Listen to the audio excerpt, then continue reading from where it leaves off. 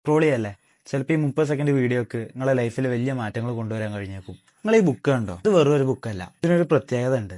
പ്രത്യേകത ഉണ്ടെന്ന് വെച്ചാൽ ജസ്റ്റ് ഇമാജിൻ ചെയ്യും. സംഭവം എന്താണെന്ന് വെച്ചാൽ ഇതിൽ നമ്മളൊരു പേജ് എഴുതി കംപ്ലീറ്റ് ചെയ്ത് കഴിഞ്ഞാൽ പിന്നെ നമുക്കത് റീറൈറ്റ് ചെയ്യാൻ പറ്റില്ല. ഐ മീൻ തിരുത്തി എഴുതാൻ പറ്റൂല. ഞാൻ ഈ ബുക്ക് നിങ്ങൾക്ക് ഗിഫ്റ്റ് ആയിട്ട് തരികയാണെന്ന് വിചാരിക്കുക. നിങ്ങൾ ഇതിൽ എഴുതുന്ന കാര്യങ്ങൾ എത്ര ശ്രദ്ധിച്ചിട്ടാവും എഴുതല്ലേ. കാരണം ഇതിൽ തെറ്റിയാൽ മാറ്റി എഴുതാൻ പറ്റില്ലല്ലോ. അതുകൊണ്ട് തന്നെ ഓരോ കാര്യങ്ങൾ എഴുതുമ്പോഴും നിങ്ങൾ അത്രയും ശ്രദ്ധിക്കും. എന്നാൽ ഈ പുസ്തകം തന്നെയാണ് നമ്മളൊക്കെ ലൈഫ്. ഇതിലുള്ള ഓരോ പേജും നമ്മൾ ഓരോ ദിവസങ്ങളാണ്.